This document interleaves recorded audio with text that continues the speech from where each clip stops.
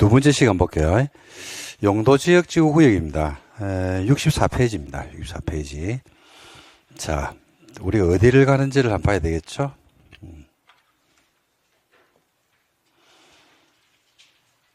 자, 관리계획은 관할지역의 발전 방향인데, 관리계획은 총 몇 가지 내용을, 관리계획에 포함되는 내용이 몇 개냐면, 총 8가지 내용이 관리계획에 포함이 됩니다. 8개.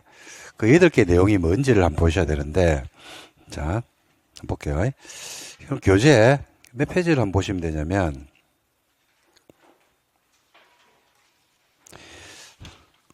41 한번 볼까요? 가지고 있는 교재 41. 41. 자, 41 보시면 맨 하단에 관리계획 의의 이래가지고 박스 있죠? 박스. 1번이 뭐라고 되어 있어요? 그렇지, 그렇지. 한글 잘 읽네.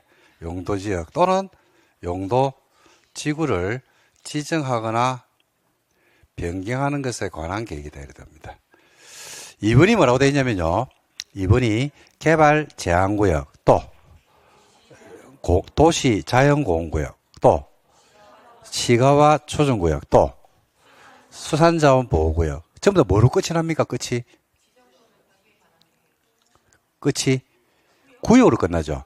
그죠? 이걸 합쳐가지고 뭐라 부르냐면요. 용도구역이라 불러요. 용도구역. 그래서 용도지역지구구역이라 나옵니다. 에 관한 계획이 되어 나오죠. 3번이 뭐라고 나오냐면요.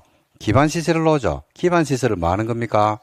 설치, 정비, 개량하는 거. 설치하고 설치된 것을 정비하고 이를 개량하는 거. 그 다음에 네 번째가 뭡니까? 개발사업이나 정비사업에 관한 계획. 근데 개발사업과 정비사업에 관한 계획인데 개발사업은 어디에 별도 규정이 되어 있다고 말씀드렸어요? 도시개발법. 정비사업은 어디에 별도 규정이 되어 있습니까? 도시 및 주거환경 정비법. 그래서 개발법하고 정비법은 개발사업과 정비사업은 국토계획법 공부할 때 배워요, 안 배워요? 안 배우죠. 그래서 국토계획법이 끝이 나고 나면 4번을 안 배웠잖아. 그래서 4번에 나와 있는 도시개발법을 배워요.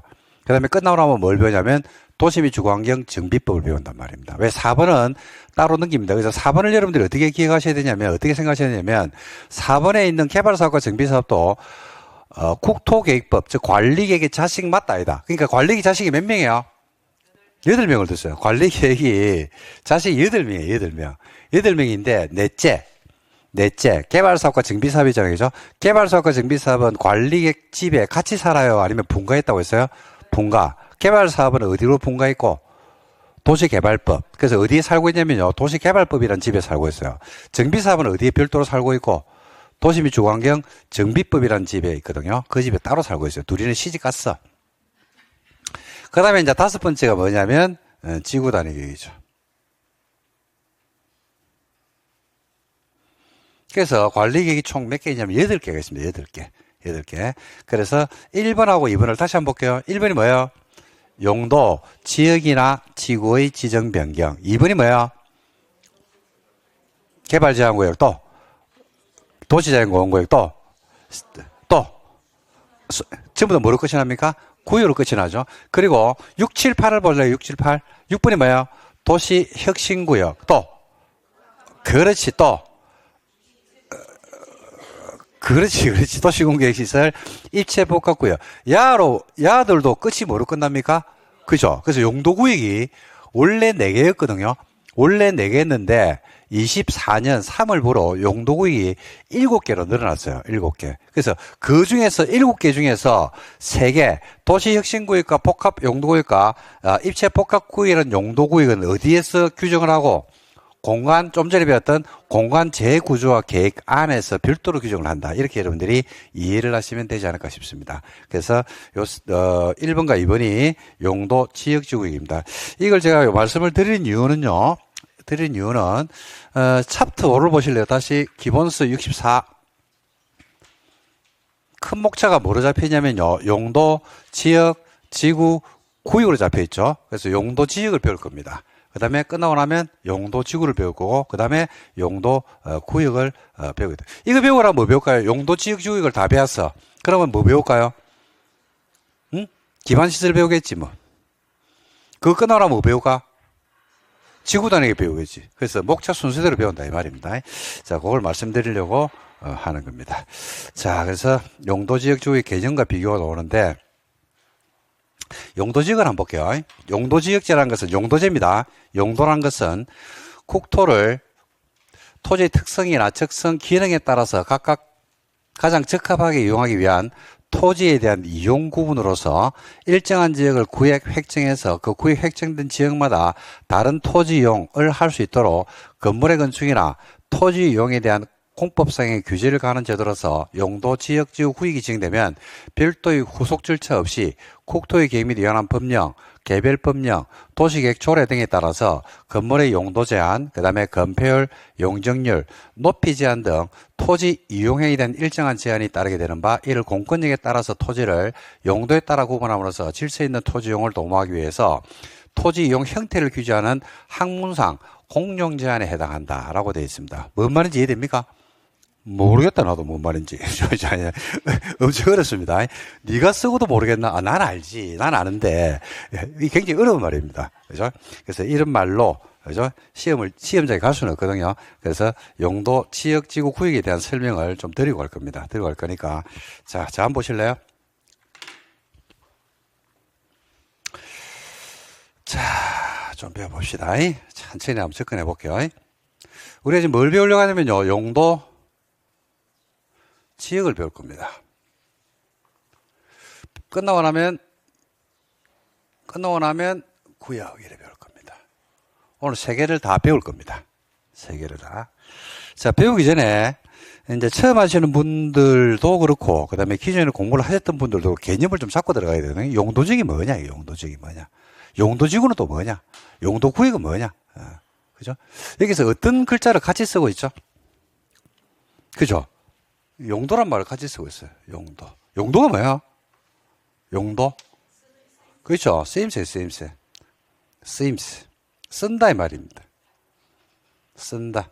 쓰임새. 지역을 쓰는 거야. 용도지역은. 용도지역은 지역을 쓰는 거고, 용도지구는 지구를 쓰는 겁니다. 용도구역은 구역을 쓰는 겁니다. 야, 그게 말이가 지금 용도지역 당연히 지역을 쓰는 거지. 용도지구로 지구를 쓰는 거지. 그죠? 그래서 지역, 지구, 구역이란 말로 끝이 나거든요. 지역, 지구, 구역. 무슨 지역. 무슨 지구. 잘 들어야 돼요. 시험에 안 옵니다. 근데 잘 들어보셔야 돼요. 무슨 구역인데 은연중에 쓰는 말이거든요. 그냥 은연중에 써요. 그냥 무슨 지역, 무슨 지구, 무슨 구역. 우리나라에 지역, 지구, 구역이란 말로 끝나는 게 이게 규제입니다. 전부 다. 규제. 그러니까 뭘 하기 위해서 용도별로 나누냐면, 쓰임새별로 나누냐면, 지역하고 지구하고 구역으로 용도별로 나눠가지고 혜택을 주는 건 아니에요. 혜택을 주려고 나누는 게 아니고, 뭘 주기 위해서, 뭘 하기 위해서? 규제를 하기 위해서. 자, 질문. 여러분이 거주하는 곳이 주거지역이라고 하는 용도지역이 있어요. 주거지역. 자, 주거지역이란 용도지역인데 주거지역에서 여러분들이 토지를 가지고 있거든요. 근데 그 토지에 여러분들이 만약에 숙박시설을 짓고 싶어요. 내 거니까. 그런 생각 할 수도 있어, 없어? 있죠. 근데 숙박시설을 지을 수 있어, 없어요? 없죠. 왜요? 왜요? 그렇죠. 규제 때문에. 자, 어떤 지역에 가보니까 건물을 짓는데 토지 소유자가 어떤 지역은 100층을 지을 수 있어요. 어떤 지역은 가니까 5층을 지을 수 있고, 어떤 지역은 가니까 10층 이상은 못 짓게 막아놨어요. 내 건데. 내 토지인데. 그죠? 근데 내가 토지를 가지고 있음에도 불구하고 내 마음대로 활용할 수가 없단 말입니다. 그죠? 뭘 받고 있다는 얘기입니까? 전부 다 규제입니다. 뭐에 따르는? 지역, 지구, 구역에 따른 규제를 받고 있는 거예요. 그래서 우리가 이걸 왜 배우냐면요. 공인중개사가 되려는 여러분들이 왜 배우냐면, 여러분들이 앞으로 중개를 하게 될 겁니다. 중개를 하게 될 건데, 나대지를 중개할 수도 있고요. 이미 건축이 되어 있는 건물을 중개할 수도 있거든요. 그러면 그 건물이, 내지는 그 토지가 어떤 지역, 지구, 구역에 있는지에 따라서 토지 활용도가 다르겠죠. 아직까지 안 배웠지만, 예를 들어서 상업지역에 있는 토지하고 농림지역에 있는 토지하고 토지 활용도가 같겠어요? 다르겠어요? 다르겠죠. 어디가 활용도가 높아요? 상업지역이 높겠죠. 고로 상업지역이 높다는 것은 상업지역의 수요가 많다는 이야기예요. 그래서 상업지역의 토지가 더 비싼 거예요. 어디가 더 저렴할까요? 농림이 더 저렴하겠죠. 자, 그래서 이렇게 나누는데 우리나라에 이렇게 지역지구 구역으로 나누어져 있는 곳이 몇 개 있냐면요. 256개가 있어요. 이거보다 더 될 수도 있습니다. 제가 마지막으로 파악한 게 256개입니다. 256개. 자, 해볼게요. 여러분들이 우리 국토계획부에서 배우지 않는 지역지구 구역이 있어요. 해볼게요. 투기과열지구. 끝말을 걸치게 생각해보니까 토지거래 허가 구역, 군사시설 보호 지구. 전부 다 뭐로 끝납니까? 지역 내지는 지구란 말로, 구역이란 말로 끝나죠. 그죠? 그래서 우리가 배우고 있는 것도 있지만은 상수원 보호 구역. 봐. 전부 다 지역적 구역 끝나잖아. 근데 봐. 지금 이야기했던 거 상수원 보호 구역, 군사시설 보호 지구, 어린이 보호 구역. 그죠? 이런 말들이 지역적 구역으로 끝나는 게 혜택을 주려고 만드는 지역적 구역은 아니잖아요. 그죠? 그래서 각종 거기에 맞는 뭘 하기 위해서 그 특성에 맞는 규제를 하기 위해서 만드는 겁니다. 이런 것들이 중복적으로 적용이 될까요? 하나만 적용될까요? 이런 말이 안 되나? 이런 규제가 하나의 토지 위에 한 개의 규제가 붙을까요? 여러 가지 규제가 붙어버릴까요? 그렇죠. 여러 가지 규제가 중복적으로 적용되는 겁니다. 중복 적용. 그죠? 그러니까 여러분들이 나중에 이제 토지를 내지는 건물을 중개한다든지 소유하고 있으면 토지 이용 계획 확인서라는 게 있어요. 그죠? 그러니까 중개를 할 때 꼭 떼봐야 되는 서류가 두 개인데 그 반드시 제시를 하고 설명을 해야 되는데 아마 중개사법 수업할 때 말씀해 줄 겁니다. 권리관계를 알려고 하면 뭘 떼봐야 돼요? 등기부등본을 떼봐야 돼요. 그죠? 그리고 그 토지, 부동산이 가지고 있는 규제를 알려고 하면 토지 이용 계획 확인서를 떼봐야 돼요. 그러면 공법상의 규제가 거기에 다 붙어 있어요. 어떤 규제가 있는지, 그죠? 우리가 쭉 나옵니다. 그래서 256개 규제가 있는데 그 중에서 국토계획법에서 지역을 몇 개 배울 거냐면 21개를 배울 겁니다. 지구를 몇 개를 배울 거냐면 19개를 배울 거예요. 그 다음에 구역을 몇 개를 배울 거냐면 7개를 배울 겁니다. 그럼 몇 개 나옵니까? 47개죠. 47개를 어디서 배우냐면 국토계획법에서 배울 거예요. 이거 말고 다른 규제들이 있어요, 없어요? 있죠. 그 주택법에 가면요. 투기과열지구. 여러분들이 중개사법에 가면 토지거래 허가 구역 하는 등등을 해서 수많은 규제를 배우게 된다. 요 규제 안에서 어떤 이제 행위 제한들이 벌어지고 거기서 어떤 일들이 벌어진지를 우리가 이제 검토를 하는 겁니다. 그래서 여기 지금 보시면 용도 지역지구로 되어 있죠. 그죠? 그래서 쓰임새입니다. 그래서 지역을 쓰기 위해서 나눈 거예요. 그러니까 봐요. 쓰기 위해서 나눴는데 주거지역에 있는 토지의 쓰임하고 상업지역에 있는 토지의 쓰임새가 같겠습니까? 다르겠습니까? 다르겠죠. 그죠? 그래서 어떻게 다른지를 우리가 미리 이제 배우는 거예요, 그게. 그래서 용도지역은요, 뭐를 쓰는 거냐면 지역을 쓰는 거예요. 용도지구는 뭐를 쓰는 거냐면 지구를 쓰는 거고, 용도구역은 구역을 쓰는 겁니다. 그러면 지역이나 지구나 구역이란 말이 같은 말이에요, 다른 말이에요, 이게? 지역, 지구, 구역이란 말이 같은 말이겠습니까? 다른 말이겠습니까? 당연히 다른 말이겠죠. 근데 이거 구분하기가 어마무시하게 어렵거든요. 그래서 이게 지역, 지구, 구역이란 말이 구분이 안 되는 이유가 지역하고 지구하고 구역이란 말이 붙을 때 그게 따르는 어떤 중심이 있긴 있는데 이걸 잘 구분을 잘 안 해요. 입법자들이 법을 만들 때. 그죠? 그러니까 어떤 데는 지역을 붙이고 어떤 데는 지구를 붙이고 어떤 데는 구역을 붙이는데 거기에 대한 그죠? 정확한 구분이 있으면 되는데 실제로 잘 구분을 못 합니다, 이게. 못 합니다. 그래서 지역은 일반적으로 이야기할 때요. 뭐를 대상으로 하냐면 관할에 있는 토지 전부를 대상으로 해서 전부의 토지를 쓰기 위해서 나눈 것을 우리가 용도지역제라고 부릅니다. 전부의 토지를 쓰는 거예요, 지역. 자, 그러면 지역이란 말하고 지구란 말하고 구역이란 말이 있는데 여러분들이 생각할 때 지역, 지구, 구역이 있다 그러면 어디가 제일 느낌상 어디가 제일 넓다라고 하는 느낌이 드십니까? 와, 느낌 좋네. 그럼 반대로 어디가 제일 좁다라는 느낌이 들어요? 어디? 구역. 그죠? 지역, 지구, 구이거든요. 그래서 지역은 관내 토지 전부를 대상합니다. 그럼 지구는 얼마만큼을 대상으로 할까요? 뭐 일부겠지 뭐. 전부보다는 좁아지니까 일부가 되겠죠. 구역도 그보다 더 좁아지는 일부가 되겠죠. 이거야. 관내 토지 전부를 쓰기 위해서 나눈 거예요. 그럼 이거는요. 지구는 지구만큼 그죠? 지역보다는 좁겠죠. 그 토지 일부를 갖다가 막기 위해서 쓰기 위해서 나눈 거예요. 용도별로 쓰기 위해서. 그러니까 쓰임새란 말인데 자 그러면 용도 지역에서의 쓰임하고 용도 지역에서 쓰임하고 아니면 용도 지구에서 쓰임이 같겠습니까? 다르겠습니까? 용도 지역에서 쓰임하고 용도 지구에서 쓰임이 같을까요? 다를까요? 다 용도 지역, 용도 지구, 용도 구역이 있잖아요. 그죠? 용도란 말을 같이 쓰는데 용도가 지역, 지구, 구역에서 용도 쓰임인데 그 쓰임이 같을까요? 다를까요? 에? 다르겠죠. 다르겠죠. 그죠? 우리가 똑같은 볼펜이 있다 하더라도 그 볼펜이 필기구 용도로 쓰일 때도 있어요. 그렇잖아. 어떨 때는 뭐로 쓰이기도 합니까? 구멍을 내는 용도로 쓰일 수도 있거든. 그렇죠? 그죠? 그리고 특수 훈련을 받은 군인한테 주면 무기로 쓰일 수도 있겠지. 그 용도가 달라진다니까요. 그래서 용도 지역에서 용도 쓰임하고 용도 지구에서 쓰임 용도하고 그죠? 뭐 안 지워져 이거. 어떻게 다른지를 보시는 거예요. 그래서 일반적으로 용도 지역에서 용도 쓰임은요. 용도 지역에서 쓰임 용도는 미리 말씀드릴게요.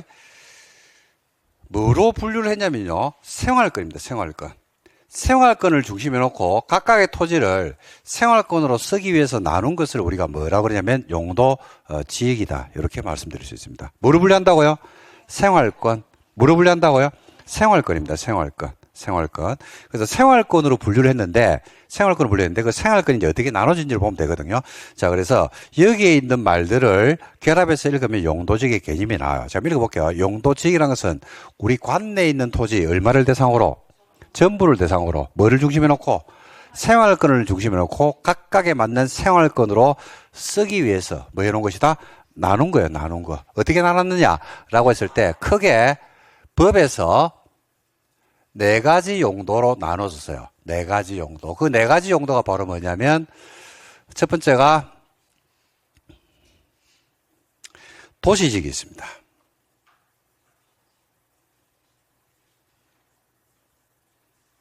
두 번째가 관리지역이 있습니다. 세 번째가 이거 안 지우죠.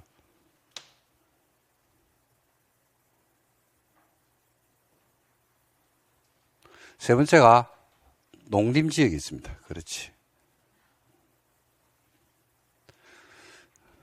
그렇지. 아, 힘들었어. 지우는데.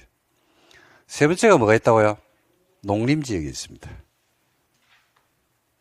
네 번째가 자연환경 보전지역이 있습니다. 이 중에 3개 들어보신 적 있나요?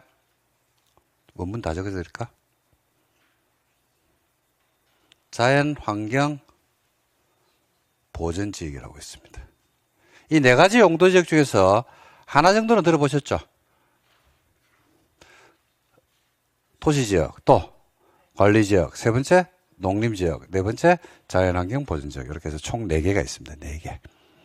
이 4개를 9가지 지역으로 다시 세분해요. 9가지를 어떻게 나누냐면요. 도시는 주거지역, 그 다음에 상업지역, 그 다음에 공업지역, 그 다음에 녹지지역. 이걸 줄여가지고 주상공록이라고 부릅니다. 주상공록. 그 다음에 관리지역은요, 다시 3개로 나누는데, 계획관리지역이라고 있습니다. 그 다음에 생산관리지역이라고 있고요. 그 다음에 보전관리지역. 이렇게 해서 나눕니다. 여러분 몇 개 나오냐면요, 9개가 나와요. 해볼게요. 주거, 상업, 공업, 녹지 4개, 계획, 생산, 보전관리 7개. 그 다음에 농림은 분류를 안 합니다. 그 다음에 자연환경 보전이라면 9개 나오죠. 이걸 줄여가지고 4용도 구역이다 이렇게 부릅니다. 그래서 우리 관내는요, 우리 관할은 이렇게 해서 9가지에 속해 있고, 우리 지금 학원도 요 중에서 1개 속해 있겠죠. 그죠? 어디에 속해 있을까요? 상업지요? 어떻게 알았어요? 자, 다시 어떤 토지가 어떤 용도지역에 속해 있는지를 알려고 하면 토지 이용, 그 토지 지분을 가지고 토지 이용 계획 확인서를 갖다가 확인해 봐야 돼요. 그러면 그 용도지역이 뭔지를 우리가 파악을 할 수가 있거든요. 근데 여러분들 지금 토지 이용 계획 확인서 봤어요? 안 봤어요? 안 봤죠? 근데 여기가 어디인 줄 알았다? 상업지인 줄 알았죠? 이 상업지 어떻게 알았어요? 여기가 상업지인지 어떻게 알았어요?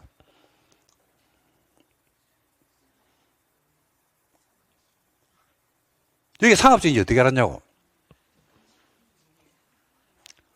야, 상업지이니까 상업지이지 뭘 고르냐.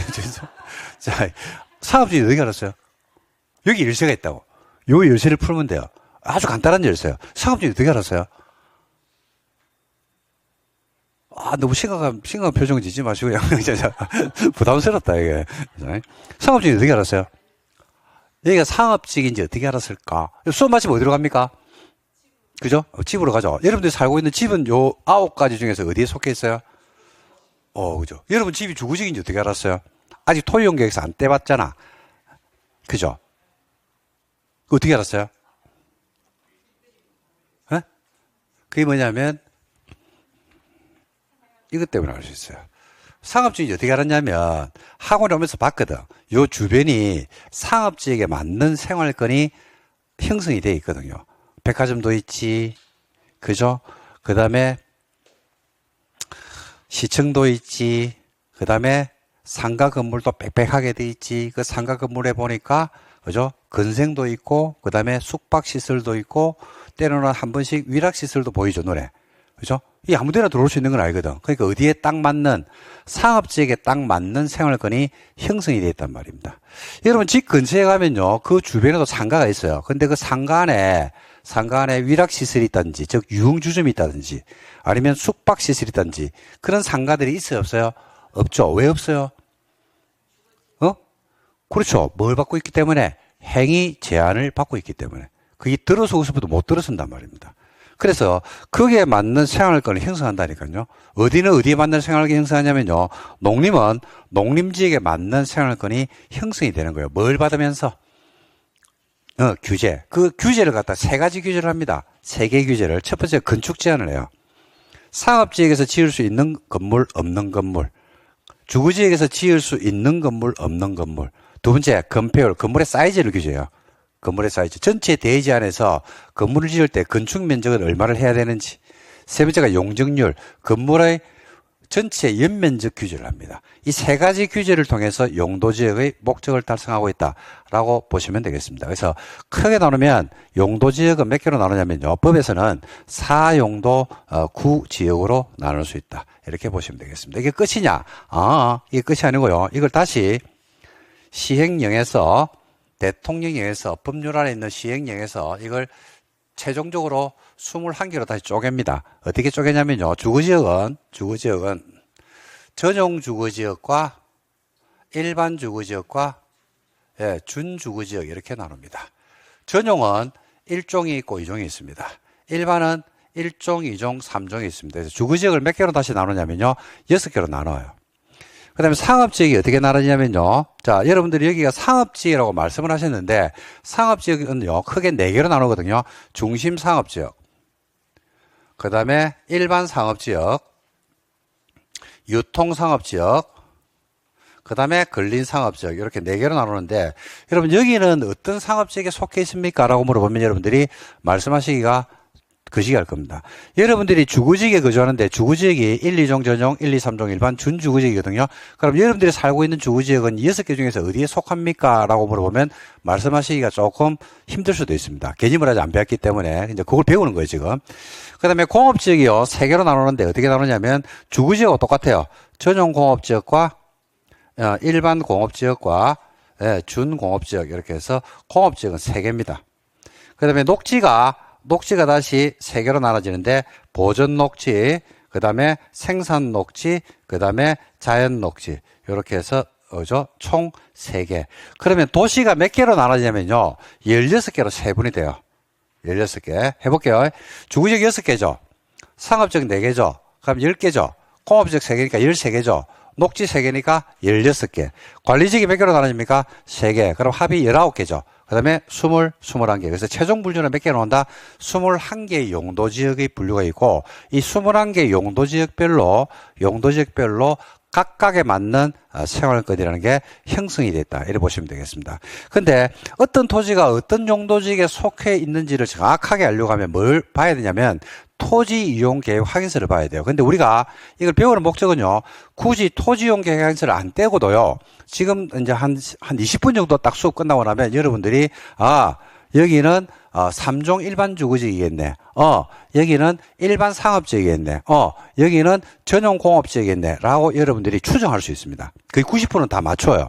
그래서 지금부터 어떤 용도지역별로 어떤 생활권을 형성하는지를 이제 배우는 시간을 한번 가져보도록 하겠습니다. 자, 가지고 있는 교재 몇 페이지를 가보시면 되냐면요. 65페이지부터 하나하나 정리를 한번 해보도록 하겠습니다. 자, 요거 배우고 나면 여러분들이 거주하는 곳이 어떤 주거지역인지, 우리가 있는 곳이 상업지역 중에서도 어떤 상업지역에 속해 있는지 한번 파악을 한번 해보도록 하겠습니다. 자, 볼게요. 용도지역. 자, 교재 65페이지로 한번 가볼까요? 용도지역. 자, 개념 나오네요. 용도지역이라는 것은 토지용이나 건물의 용도나 용도 쓰임새죠.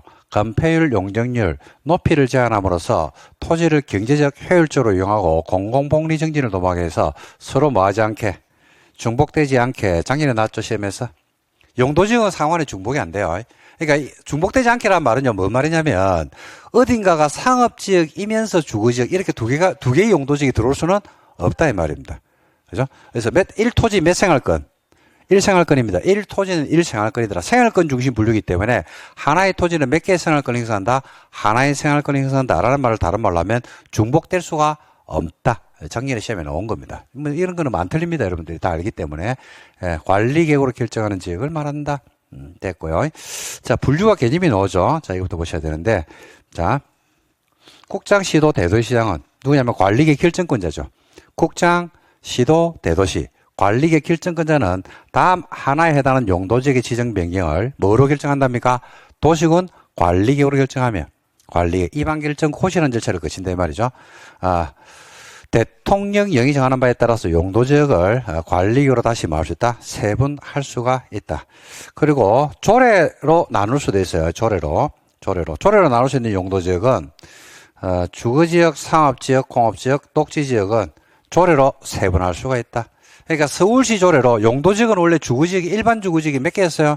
1종, 2종, 3종이었죠. 근데 서울시 조례로 4종 일반 주거지역을 만들 수도 있다 이 말입니다. 상업지역이 여러분들 몇 개였어요? 4개였죠. 중심, 일반, 유통, 근린이었죠. 근데 서울시 조례로 또는 부산시 조례로 그죠? 여러분들이 듣도 보도 못한 상업지역을 만들 수도 있다. 뭐로 만든답니까? 조례로 만들죠. 그러니까 조례는 지자체마다 같습니까? 다릅니까? 다르죠. 그러니까 몰라도 돼요. 근데 나눌 수 있다. 뭐를 나눌 수 있다? 주거지역과 상업지역과 공업지역과 녹지지역. 그걸 관리지역은 나눌 수가 조례로 없죠. 농림지역이나 자연환경 보존지역은 조례로 나눌 수가 없어요. 뭐만 조례로 나눌 수 있다고요?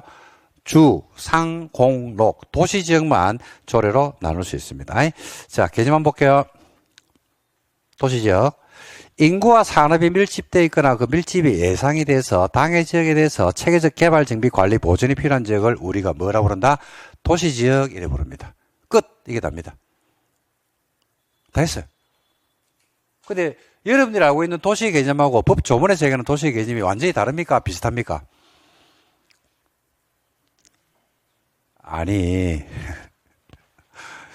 여러분들이 알고 있는 도시라고 하는 개념하고 법 조문에서 도시는 이런 거다라고 하는 개념하고 완전히 다릅니까? 아니면 유사합니까? 유사하죠. 꼬로 알 필요가 없어요. 시험은 객관식이거든요. 그래서 이 정도면 여러분들이 파악이 됐다 이 말입니다. 자, 주거지역 봐봐요. 거주 안전과 건전한 생활환경 보호를 위해서 필요한 지역을 주거지역이라고 부릅니다. 크게 출축할 필요 없죠. 자, 그 다음에 전용인데 가만히 놔두세요. 그 다음에 상업지역 한번 볼까요? 상업지역은 상업 그 밖에 업무 편익 정진을 위해서 필요한 지역을 상업지역으로 한답니다. 크게 알고 있는 개념과 차이는 없죠. 그 다음 마찬가지로 공업지역이죠. 공업의 편익 정진을 위해서 필요한 지역을 공업지역이라고 부릅니다. 녹지, 자연환경이나 농지, 산림보호라든지 보건위생, 보안, 도시의 무질서한 확산 방지를 위해서 녹지의 보존이 필요한 지역을 녹지로 지정한답니다. 뭐 크게 뭐 우리가 알고 있는 개념과 별반 차이점은 없다고 보시면 돼요. 자, 그 다음에 관리지역이 나옵니다. 관리지역은 도시지역의 인구와 산업을 수용하기 위해서 도시에 준하여 체계적으로 관리하거나 도시에 준하여 체계적으로 관리하거나 했기 때문에 도시란 이야기입니까? 도시는 아니란 이야기입니까? 그렇죠. 도시는 아니네요. 두 번째, 농림업 진흥이나 자연환경이나 산림 보존을 위해서 농림이나 자연환경 보존지역에 준하여 관리가 필요하답니다. 그러니까 지금 보니까 관리지역은 어떤 말을 지금 공통적으로 쓰고 있냐면 뭐뭐에 비슷하게 관리한다라는 말이 들어있죠. 그래서 이걸 관리지역이라고 불러요. 그러니까 도시하고 농림하고 자연환경 보존지역에 비슷하게 관리를 하면 그걸 뭐라 그런다? 관리지역이라고 부릅니다. 그래서 관리지역은 처음에 공부하실 때는 뭘 관리하지? 이런, 우리가 글자가 공간의 느낌을 안 줘요. 주거지역, 상업지역, 공업지역, 녹지지역이라면 글자가 공간의 느낌을 주거든요.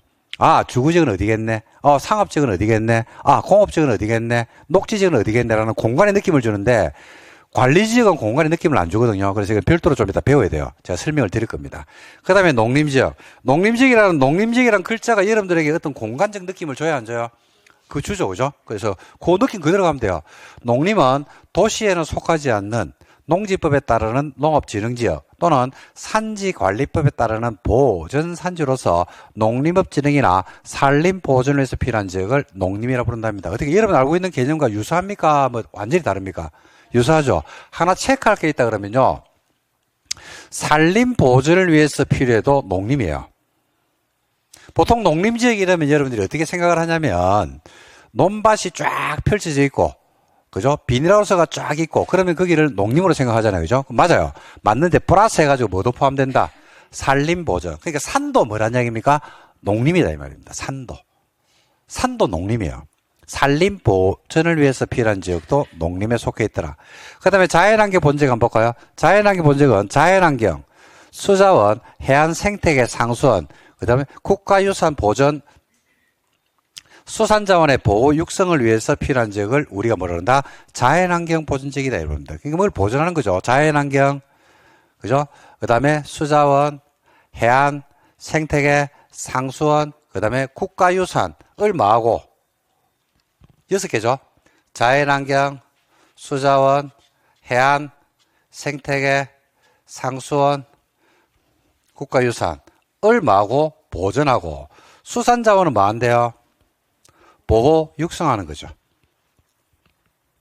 그러면 이게 자연환경 보존입니다. 6개를 보존하고요. 1개를 보호, 육성해요. 그러니까 보호, 육성하는 것은 수자원입니까? 수산자원입니까? 수산자원이죠. 옛날에 바꿔서 한번 냈어요. 수산자원을 보존하고 수자원을 보호 육성한다 이렇게 바꿔서 아주 옛날에 시험에 한번 놓은 적이 있습니다. 근데 수자원하고 수산자원은 다르잖아요. 그죠? 수자원이 뭐야? 수자원이 그죠? 댐이라든지 호수 이런 것들이죠. 그죠? 이런 것들은 뭐 해야 돼요? 보존해야 돼요. 수산자원은 다른 수산이잖아. 산. 생산물이잖아. 산. 그죠? 그러니까 뭐야 이거는? 여러분들 지금 김장할 때 뭐 많이 넣는 굴이라든지 그죠? 그 다음에 또, 겨울에 많이 드시는 그죠? 파래라든지, 김이라든지, 회, 그죠? 가두리 양식들, 그죠? 이런 것들이 다 전복 이런 것들이 다 뭡니까? 수산자원이죠. 수산자원은 보존하면 돼, 안 돼? 수산자원은 보존하면 돼, 안 돼? 안 되지. 수산자원은 보존하면, 그죠? 생태계 파괴가 옵니다. 보호, 육성, 키워서 먹어야 돼요, 빨리. 그렇잖아. 그래서 수자원하고 수산자원을 구분해 두시면 됩니다. 그러니까 자연환경 보존지역도 글자가 주는 개념들이 크게 여러분들이 알고 있는 개념과 별반 다르지는 않을 겁니다. 자, 그렇게 해서 총 4개의 용도지역, 그 다음에 9가지 지역에 대해서 우리가 봤습니다. 자, 여기서 이제 뭐부터 볼 거냐면요. 주거지역에서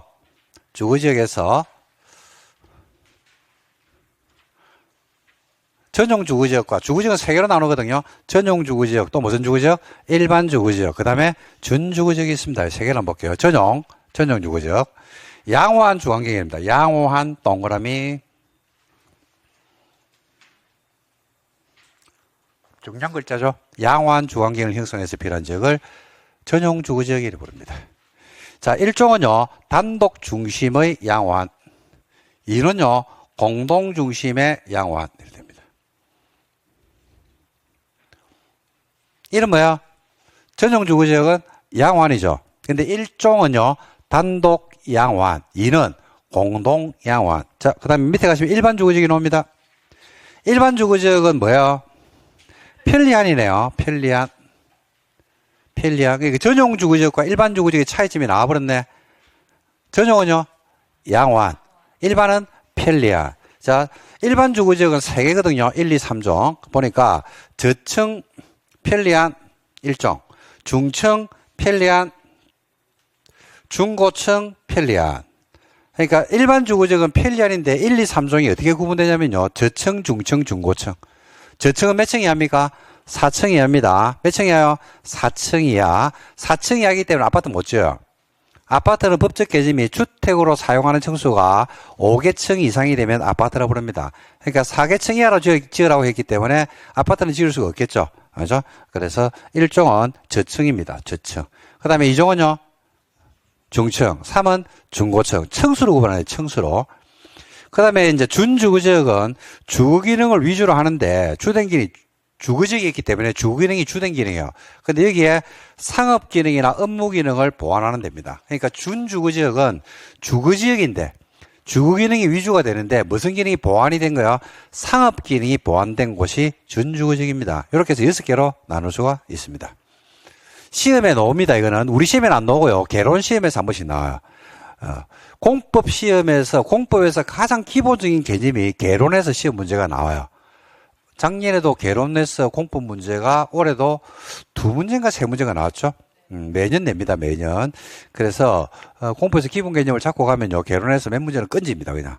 그래서 용도지역별 분류해서 개념을 먼저 알아두셔야 됩니다. 이걸 알아야지 건축 제한이나 이런 부분들도 숙지할 수가 있습니다. 자, 그래서 이걸 어디가 다른지를 갖다 제가 설명을 좀 드려야 되거든요. 그래서 한번 설명을 한번 드려볼 테니까 설명을 한번 들어보시기 바랍니다. 자, 지금 주거지역 설명할 거거든요. 전용은 뭐라고 했어요? 양호한. 일반은 편리한. 1종 전용은 단독 양호한. 2는 공동 양호한. 편리한이죠. 저층 편리한, 중층 편리한, 중고층 편리한. 준주거지역은 주거 기능이 주된 기능이죠. 무슨 기능이 보완되면 돼요? 상업 기능이 보완되면 돼요. 자, 그래서 요 가지고 구분을 좀 할 거니까. 자, 저 좀 봐주시기 바랍니다. 설명 들어보세요. 전용 주거지역은 뭐였어요?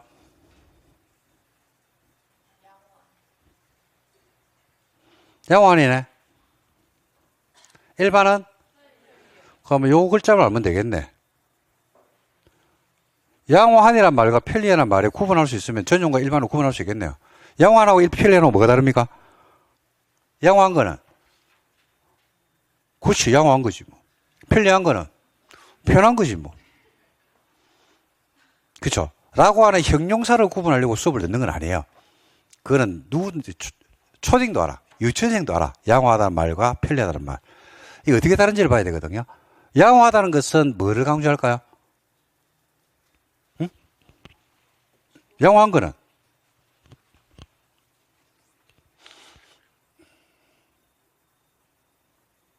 표정이 뭐 좀 궁금해하는 표정을 지으세요. 그러면 내가 수업할 때 막 가르쳐주고 싶은 생각이 드는데 표정이 이야기해봐라. 우리는 돈 냈으니까 이야기해. 이런 표정을 지으면 반만 해주고 싶다니까. 표정이 엄청나게 궁금해하고 네 설명 제대로 안 하면 죽일 거야. 이런 표정으로 굉장히 적극적인 눈빛을 보여줘야 돼요. 그래서 강의하는 사람이 무서워가지고 피를 토하는 수업을 한다니까. 자, 두 가지가 어떻게 달라? 양호한 편리한. 자, 여기서 이 구분하려고 그러면요. 반대 개념을 넣어주면 돼요. 양호한 주환경은, 그죠? 뭐하진 않지만, 편리하지는 않지만, 양호하다, 이 말이에요. 편리한 주환경은요, 뭐하진 않을 것이다. 양호하진 않지만 편하다. 반대 개념을 넣어주면요. 굉장히 개념이 쉽게 와닿아요. 그죠? 그러니까, 양호한 주환경은 편하진 않아요. 집 근처에 슈퍼가 없어. 어저께 과음을 한 거야. 근데 오늘 아침에 반드시 내가 콩나물국을 먹어야 돼. 그 집에 콩나물이 없어. 그러면 전용주거지역에 사는 사람은 어떻게 돼요? 차를 타고 나가야 돼요. 콩나물을 사러 차를 타고 나가야 돼. 그지? 근데 일반 주거지역은 집에 콩나물이 없어. 콩나물을 사야 돼. 그러면 어떻게 돼요? 그렇죠. 슬리퍼를 타고 나가면 되죠. 모자 쿵 눌러주고 나가면 된다니까. 1분 만에 해결할 수 있다니까요. 그게 전용과 일반의 차이점입니다. 아침에 일어나면 무슨 소리가 들려요? 무슨 소리가 들려요? 그렇죠. 아니, 그러니까 뭐냐면 아까 그랬잖아. 웃을 일이 아니고 용도 지역을 알려고 하면 토지용 계획 확인서를 떼봐야 돼. 근데 이걸 안 떼고도 그 동네 딱 가서 보는 순간에 여기는 1종이네. 여기는 2종이네. 라고 잡아내는 게 공인중개사가 돼야 되고 내가 굳이 토지용 계획서를 안 떼고도 그게 용도지역이 뭔지를 90%를 30분 이후에는 알 수 있다니까요.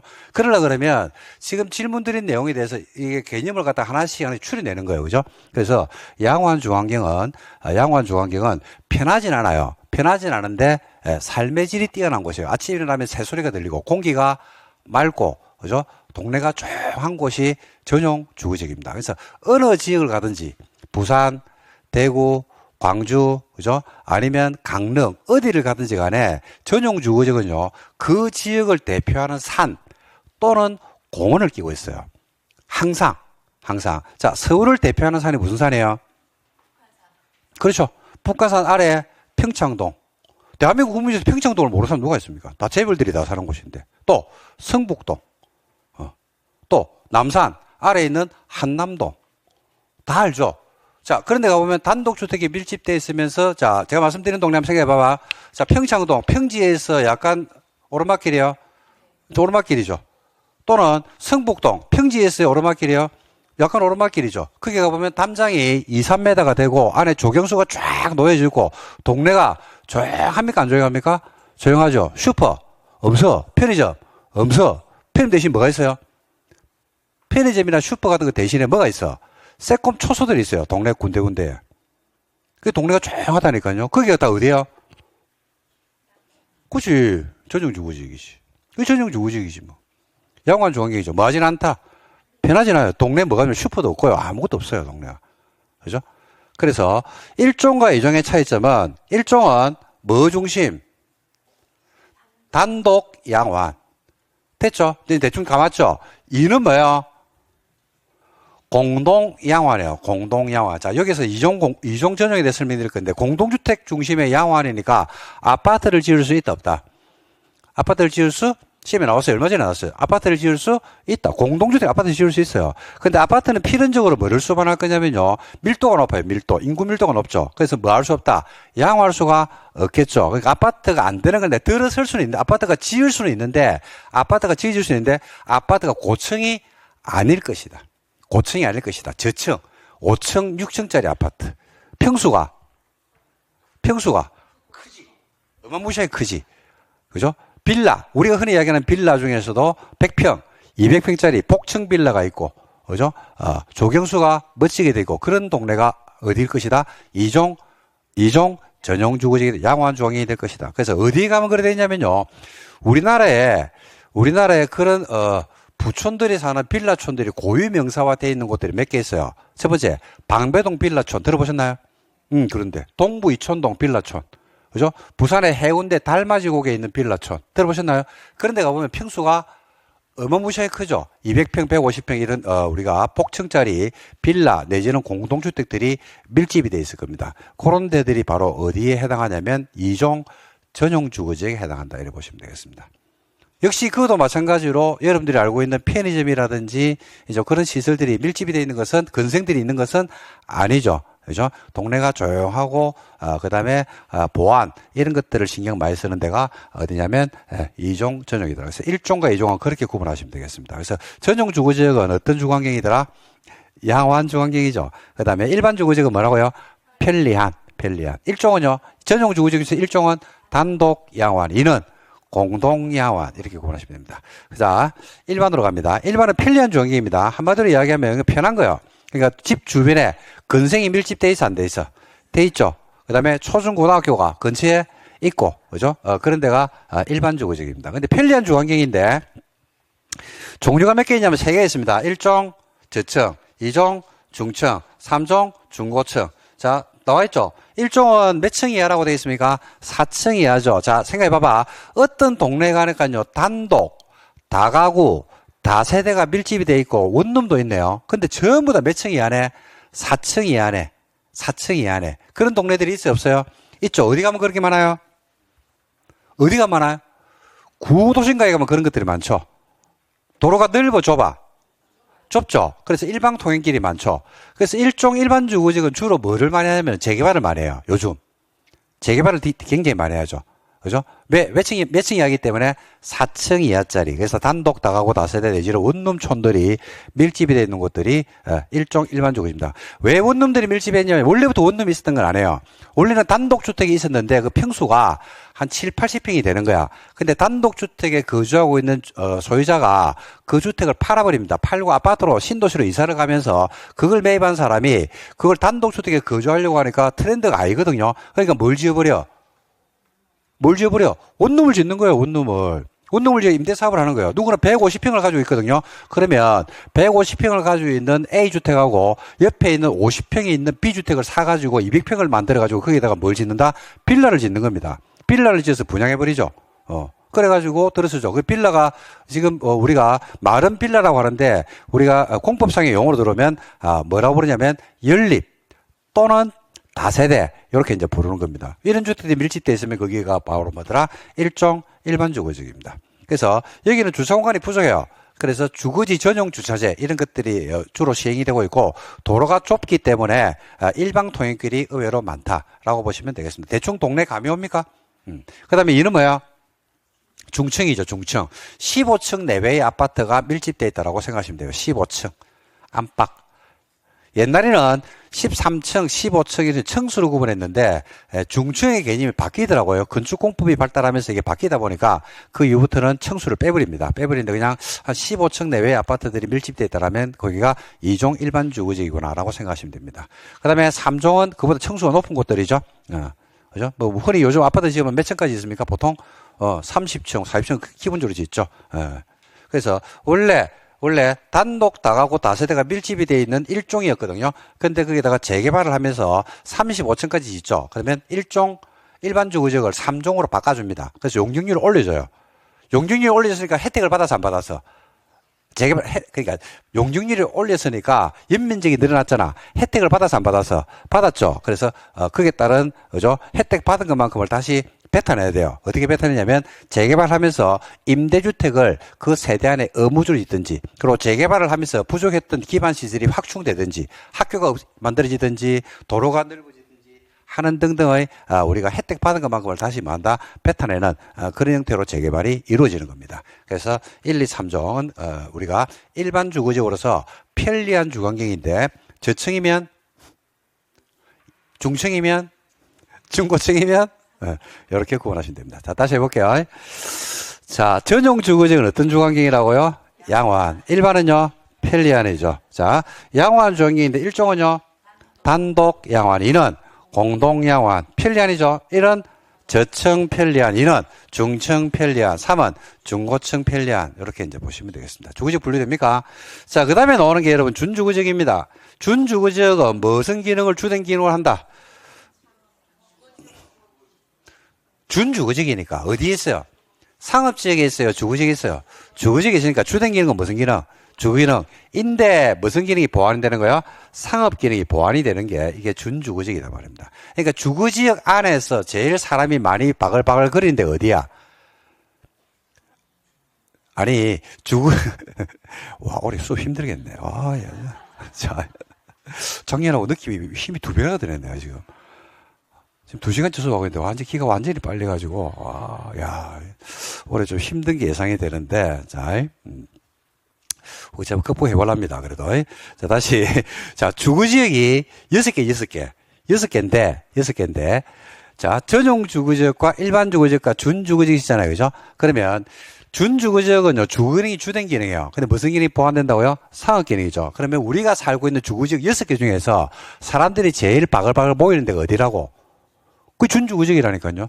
제일 번화한 거리니까. 그러니까 주로 어디에 있냐면 주택가인데 역세권, 지하철역이 있든지 주택가인데 버스 정류장이 있죠. 그럼 거기가 준주거지역이에요.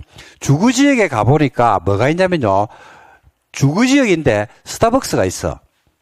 100% 준주거지역이에요. 주거지역인데 롯데리아가 들어와 있는 거야.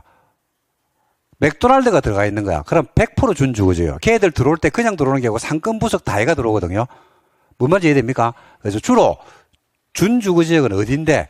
주거지역인데 상권이 가장 발달되어 있는 여러분들이 버스 정류장 또는 지하철역, 원래 전통 주거지역인데 지하철역이 들어오죠. 그러면 거기가 뭐가 된다? 준주거지역이 됩니다. 그래서 준주거지역에 가보면 우리 집 앞에 없는 업종들이 있어요. 그리고 준주거지역에 가보면요. 우리 집 앞에 있는 건물보다는 높이가 더 높아요. 건물이. 그죠? 용적률이 많기 때문에. 그래서 그런 데를 우리가 뭐라고 그러냐면 준주거지역이다. 이렇게 부릅니다. 그래서 주거지역이 6개입니다. 자, 다시 할게요. 자, 전용은 어디라고요? 양호한. 1번은 편리한. 1은 단독 양호한. 2는 공동 양호한. 자, 편리한 종이죠. 1은 저층 편리한. 2는 중층 편리한. 3은 중고층 편리한. 자, 준주거지역은 무슨 기능을 주된 기능하고 주거 기능을 주된 기능으로 하면서 무슨 기능이 보완되더라? 상업 기능이 보완되면 여기를 뭐라 그런다? 준주거지역이다. 이렇게 부릅니다. 됐죠? 자, 그래서 주거지역 6개를 봤습니다. 볼까요? 자, 전용 주거지역 다시 볼게요. 다시 볼게요. 무슨 주거환경? 양호한 주거환경. 1은요, 단독 양호한. 2는 공동 양호한. 자, 일반 주거지역은 뭐라고요? 편리한 주거환경이죠. 자, 1은 저층 편리한. 2는 중층 편리한. 3은 중고층 편리한. 준주거지역은 무슨 기능? 주거 기능을 위주로 하되 무슨 기능? 상업 기능이 보완되면 여기를 뭐라 한다? 준주거지역을 부릅니다. 자, 상업 들어갑니다. 상업지역은요, 중심 일반 유통 근린인데 뭐라고요? 중심 일반 유통 근린. 키워드만 잡으면 돼요. 중심은요, 포인트가 어떤 글자가 포인트냐면 심이 포인트예요. 심. 도심 기능이나 부도심 기능을 담당하면 여기를 중심 상업지역이 되는 다 도심, 부도심. 심이에요, 심. 즉, 한마디로 한 도시의 심장부 역할을 담당하면 거기를 중심 상업지역이라고 합니다. 한 도시 심장. 한 도시의 심장. 그러니까 그 지역에 갔을 때 여러분들 어디 관광지를 가실 수도 있고요. 어디 놀러 가잖아요. 그죠? 뭐 여러분들 순천에 갈 수도 있고, 광양에 갈 수도 있고, 여수에 갈 수도 있고, 부산에 갈 수도 있습니다. 근데 그 지역 주민들에게, 부산에서 제일 번화가가 어디예요? 여수에서 제일 번화가가 어디예요? 군산에서 제일 번화가가 어디예요? 라고 했을 때 그 지역에 거주하는 분들이 0.1초 만에 바로 튀어나오는 곳들 있죠. 거기가 중심상업지역입니다. 한 도시 심장. 그러니까 이제 오전에 박짝거릴까요? 오후에 박짝거릴까요? 새벽에 박짝거릴까요? 다시. 한 도시 뭐라고? 심장. 그러니까 오전에 바글바글거릴까? 오후, 저녁에 바글바글거릴까? 아니면 새벽에 바글바글거릴까? 하루 종일. 심장이라니까. 심장이 언제 뛰어? 심장이 오전에 뛰어, 오후에 뛰어, 저녁에 뛰어. 됐죠? 하루 종일 그 지역에서 사람이 가장 많이 모이는 곳이 중심 상업지역. 심장이라니까. 심장이 언제 뛰는데요? 하루 종일. 그래서 거기가 뭐라고? 중심 상업지역. 됐습니까? 자, 일반 상업지역은요, 일반적인 상업, 업무가 포인트, 업무. 무슨 기능요? 업무. 포인트는 업무예요, 업무. 업무니까 뭐가 밀집되어 있겠어? 사무실이 밀집되어 있겠지. 한 도시에서 사무실이 밀집되는 거. 그러니까 어디? 관공서 주변이 되겠죠? 시청 주변, 법원, 검찰청 주변. 어느 도시를 가든지 간에 보면 관공서들이 어떻게 있어요? 모여 있어요? 따로 떨어져 있어요? 모여 있는 습성이 있죠? 그죠? 서울에서 우리나라에서 일반 상업지로 제일 큰 데가 어디입니까? 광화문, 서울시청 주변 아닙니까? 서울시청 주변, 은행 본점, 각종 신문사 본점들, 그죠? 다 모여 있죠? 그게 어디예요? 일반 상업지역. 그 다음에 서초동 법원 근처, 사무실 꽉 모여져 있죠? 그 다음에 우리 관내, 안양시청 옆에 뭐 있어요? 세무서, 법원, 검찰청, 각종 공사, 한꺼번에 모여서 안 모여서? 모여있죠? 그게 뭐예요? 일반 상업지역. 업무 기능이니까. 다르게 하면 한 도시에서 밥맛이 제일 좋은 곳이 어디더라? 일반 상업지역이죠. 일반 상업지역 밥맛이 제일 좋습니다. 경쟁이 치열하거든요. 그 여러분들 어디 여수 놀러 가가지고 어디가 맛집이 있는지 궁금하면 블로그 찾지 말고 어디 가자고 하면 돼. 시청 앞에 갑시다 하면 돼요.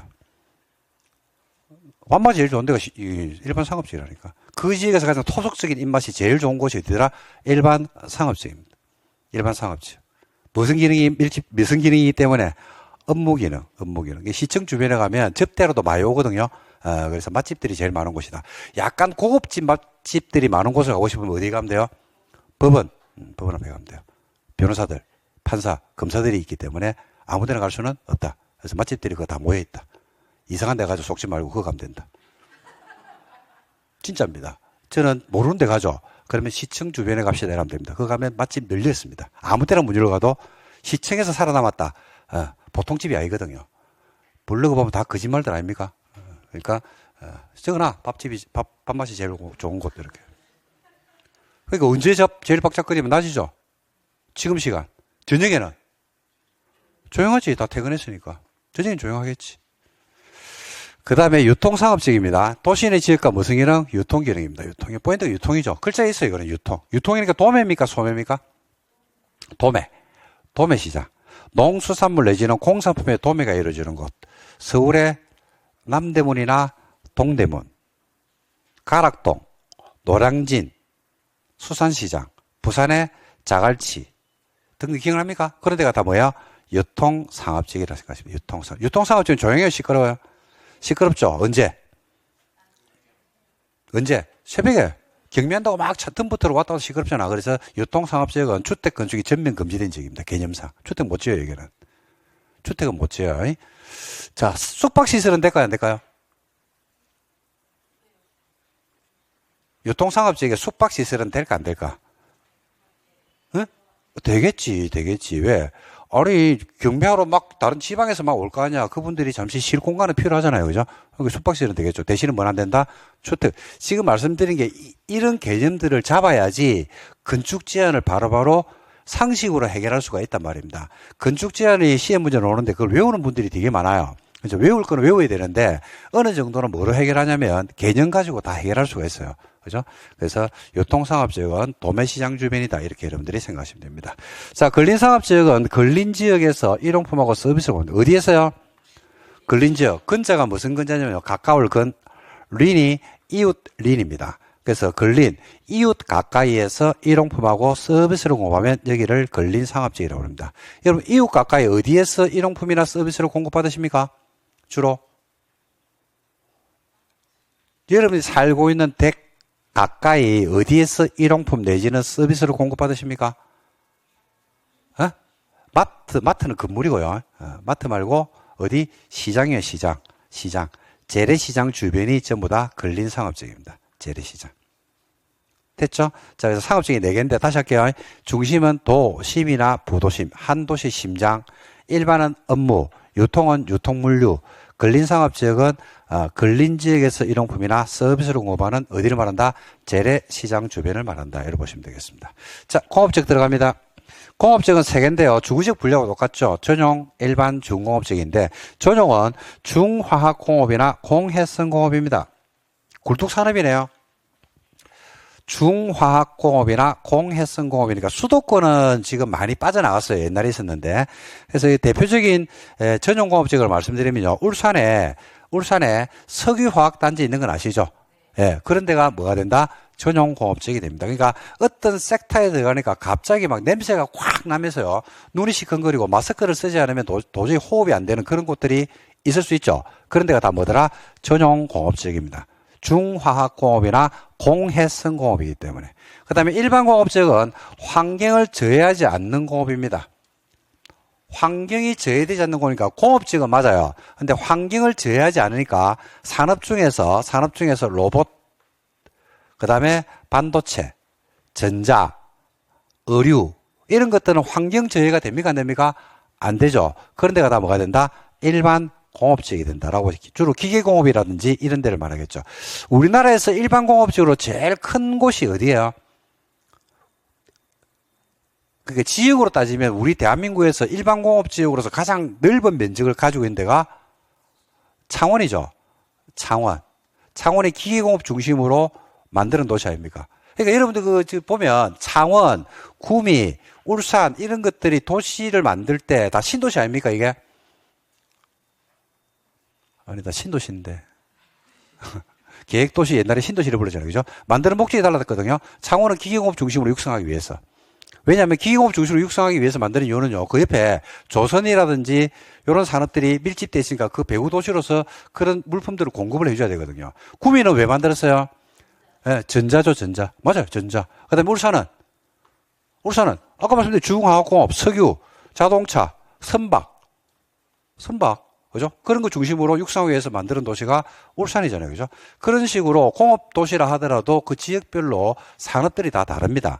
그죠? 그래서, 일반 공업 지역은 그 중에서도, 환경을 저해하지 않는 공업 배치를 위해서 필요하면 그게 바로 뭐더라? 일반 공업 지역이고, 전용 공업 지역은 뭐라고 했어요?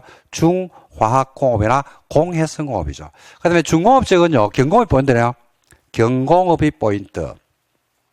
에다가 주거 상업 업무 기능이 혼재가 되어 있으면 여기를 준공업지역으로 부릅니다. 그러니까 준공업지역은 조그마한 공장들이 있고 그 주변 지역에 주거 기능과 상업 기능이 혼재가 되면 여기를 준공업지역이라고 부릅니다. 준공업지역. 어디가 준공업지역이냐라고 물어보면 요즘은요 수도권에서는 준공업지역이 조그마한 경공업이 있고요 주거 기능과 상업 기능이 혼재된 곳들이 없어지고 있죠 지금. 예, 없어지는 대신에 그게 그런 조그마한 공장들이 없어지면서 뭐가 만들어진 줄 아십니까 여러분? 그렇죠. 지산. 맞습니다. 지산. 그러니까 어디냐면 우리 관내에서 대한전선이 옮겨지고 나서 그 주변에 지산들이 쫙 펼쳐지죠. 그거 전부 다 뭐냐면 용도지역을 떼보면 준공업지역입니다. 우리 지금 우리나라에서 제일 준공업지역으로서 크고 지산이 제일 많은 곳이 어디입니까 여러분? 우리 대한민국 전체에서 제일 많은 곳 가산이죠. 가산. 옛날에 어디에요? 그게 구로. 그 전부 다 중공업지역입니다. 싹 다 없어지고 옷공장이나 이런 것들이 싹 다 없어지잖아요. 없어지고 뭐가 만들어졌습니까? 지식산업센터가 만들어져 있죠. 그런 데가 전부 다 뭐가 된다? 준공업지역이고 서울에 전통적으로 경공업하고 주거기능과 상업기능이 혼재되는 곳이 성수동, 물레동. 그죠? 그런 데가 지금 뭘 많이 하고 있냐면 조그마한 공장들이 있죠. 근데 그런 공장들이 없어지면서 빵집도 들어서고, 그죠? 그 다음에 뭐 커피숍도 들어서고 해가지고 여러분들 많이 가지 않나요? 됐고, 자, 봅시다.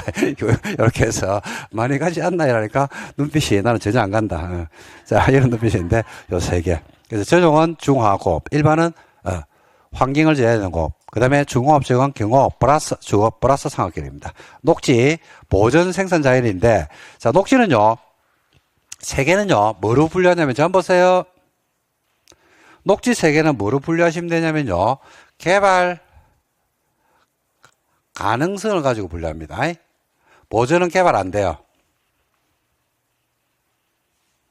개발 가능성을 가지고 보전은 개발 안 돼. 생산은 개발이 유보되어 있어요. 자연은 제한적 범위지역은 개발이 가능한 곳이에요. 끝. 세 개. 개발 가능성을 가지고 개발이 안 되면 보전, 개발이 유보되어 있으면 생산, 제한적 범위에서 개발이 가능하면 자연. 자, 한번 보세요. 보전. 도시 자연환경이나 경관, 산림, 녹지공간을 뭐 할 필요가 있는지요? 보전할 필요. 개발돼, 안 돼? 안 돼요. 개발을, 생산 녹지는요, 개발을 뭐 해놨다고 이야기했어요? 유보. 세모죠? 그 다음에 도시 녹지공간 확보, 확산 방지, 장래 도시용지 공급을 위해서 보존할 필요가 있는데, 불가피한 경우에 한해서 제한적 개발이 뭐 된다? 허용이 되죠. 개발 가능합니까? 불가능합니까? 제한적이지만 가능하죠. 그래서 개발 가능성을 가지고 세 개를 분류합니다. 끝. 이렇게 해서 총 16개의 분류가 됩니다. 도시가. 자, 다시 해볼게요. 자, 한번 보실래요? 마음속으로 내지는 말씀을 하시면서 따라 하시면 돼요. 자, 들어갑니다. 전용은 양호한, 일반은 편리한, 1은 단독 양호한, 2는 공동 양호한. 자, 일반은 편리한이죠. 저층 편리한, 중층 편리한, 중고층 편리한. 준주거지역은 주거기능이 주된 기능이 되면서 무슨 기능이 혼재되면 돼요? 상업기능이 들어오면 돼요. 그 다음에 상업지역은 중심, 일반, 유통권리인데 중심은 도, 심기능이나 부도심기능. 일반은 업무기능. 유통은 유통 물류 기능, 근리는 근린 지역에서 일용품이나 서비스를 공급하는 재래시장 주변. 그 다음에 전용공업 지역은 중화학공업이나 공해성공업. 일반은 환경을 저해하는 공업 배치. 중공업 지역은 경공업 플러스 주거 플러스 상업기능 혼재되면 되죠. 보존은 개발 안 되고 생산은 개발이 유보되어 있고 자연은 제한적 범위에서 개발이 가능하다. 이렇게 해서 16개 용도 지역을 알고 계셔야 됩니다. 자, 요 정도 하도록 하겠습니다. 좀 쉴까요? 예, 좀 쉬었다가 나머지 용도 지역 정리하도록 할게요.